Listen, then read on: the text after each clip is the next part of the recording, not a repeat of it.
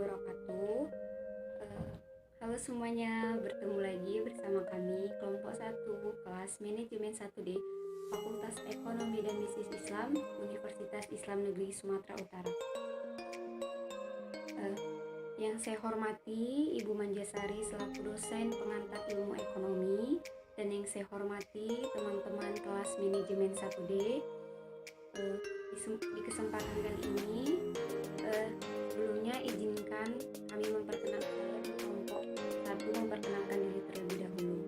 Perkenalkan, nama saya Siti Nomor Aspi Lubis, NIM 0506203072. Saya Muhammad As'alufat Maimani, NIM saya 0506203093.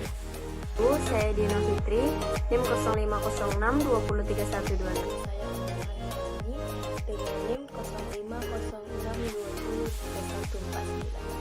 Saya Abdulli Ilman Ritonga dengan NIM 0506203091.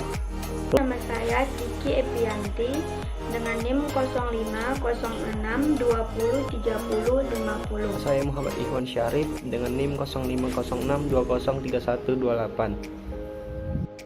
Perkenalkan, nama saya Aulia Jahrah dengan NIM 050620303076. Perkenalkan, nama saya Nur Aziza, NIM 0506203109.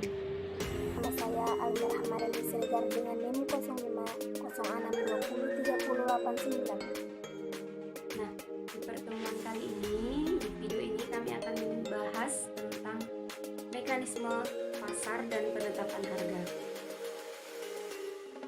Nah, untuk mengetahui apa itu mekanisme pasar dan penetapan harga, mari kita simak video presentasi dari kelompok 1. 1. Pengertian pasar dalam Islam.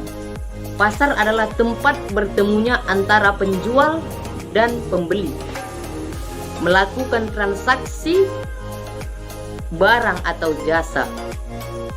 Pasar merupakan sebuah mekanisme pertukaran barang dan jasa yang alamiah dan telah berlangsung sejak awal peradaban manusia. Fungsi pasar. Fungsi pasar terbagi menjadi 3 bagian. Yang pertama adalah pasar sebagai sarana distribusi.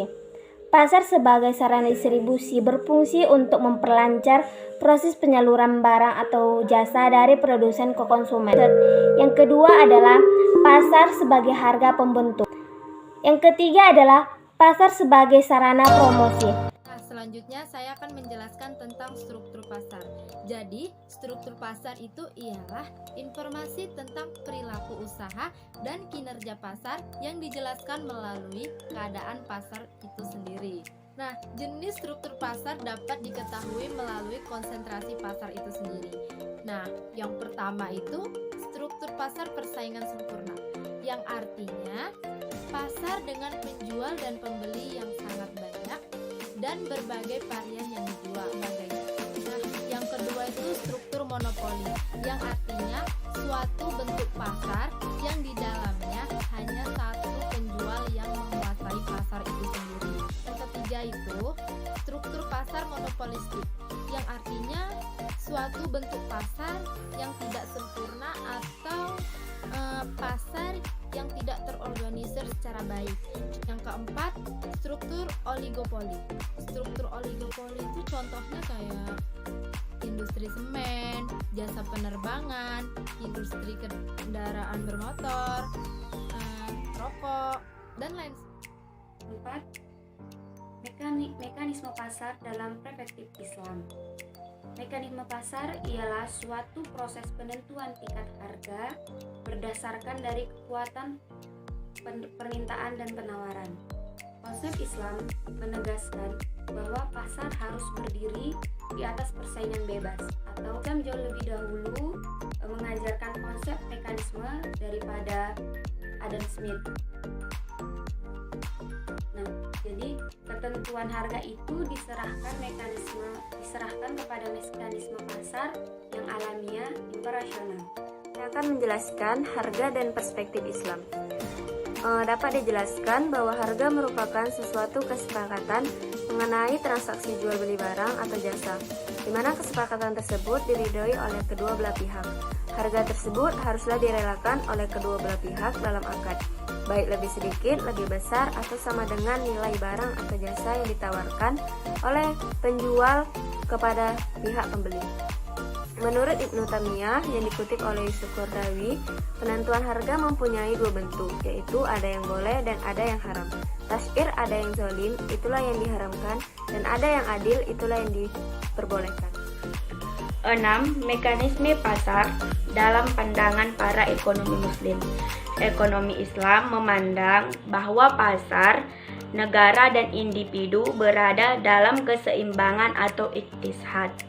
Tidak boleh ada subordinat sehingga salah satunya menjadi dominan dari yang lain.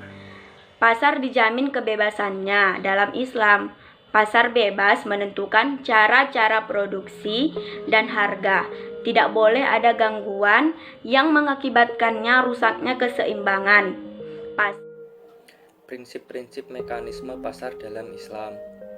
Adapun prinsip-prinsip dasar sebagai berikut. Yang ke-1, ar-ridho. Yang kedua, segala transaksi yang dilakukan haruslah atas dasar kerelaan antara masing-masing pihak atau freedom contract. Yang ketiga adalah persaingan yang sehat. Yang keempat, mekanisme pasar akan terhambat bekerja jika terjadi penimbunan atau ihtikar atau monopoli dapat diartikan penahanannya akan merugikan atau membahayakan konsumen atau orang banyak. Yang kelima adalah kejujuran. Yang keenam, Islam melarang tegas melakukan kebohongan dan penipuan dalam bentuk apapun. Yang ketujuh, keterbukaan serta keadilan. Yang kedelapan atau yang terakhir adalah transaksi yang dilakukan dituntut untuk berlaku benar dalam mengungkapkan kehendak dan keadaan yang sesungguhnya. Keseimbangan pasar atau market equilibrium, yaitu kondisi di mana jumlah barang yang diminta sama dengan jumlah barang yang ditawarkan pada tingkat harga tertentu. Keseimbangan pasar juga dapat dipahami sebagai suatu kondisi di mana harga produk yang ditawarkan sama dengan harga produk yang diminta oleh konsumen. Ketika titik keseimbangan pasar tercapai, maka tidak ada kecenderungan perubahan harga atau harga cenderung tetap. Harga ini disebut dengan harga keseimbangan. Terbentuknya harga keseimbangan ditentukan oleh kekuatan permintaan dengan penawaran. Jika permintaan lebih kuat daripada penawaran, maka harga akan naik. Sebaliknya, apabila penawaran lebih kuat daripada permintaan, maka harga akan turun. Ke-10, peran pemerintah dalam mengawasi pasar. Untuk lebih menjamin berjalannya mekanisme pasar secara sempurna, peran pemerintah sangatlah penting. Rasulullah SAW telah menjalankan fungsi sebagai market supervisor atau al-hisbah yang kemudian banyak dijadikan acuan untuk peran negara terhadap pasar. Rasulullah SAW sering melakukan inspeksi ke pasar untuk mengecek harga dan mekanisme pasar. Seringkali dalam inspeksinya, beliau menemukan praktis bisnis yang tidak jujur, sehingga beliau menegurnya. Rasulullah SAW juga telah memberikan banyak pendapat, perintah maupun larangan demi sebuah pasar yang islami. Semua ini mengindikasikan secara jelas bahwa Al-Hisbah telah ada sejak masa Rasulullah, meskipun nama Al-Hisbah baru datang di masa kemudian. Sekianlah video presentasi dari kelompok 1, kurang dan lebihnya kami mohon maaf, dan semoga teman-teman bisa mendapat ilmu dari video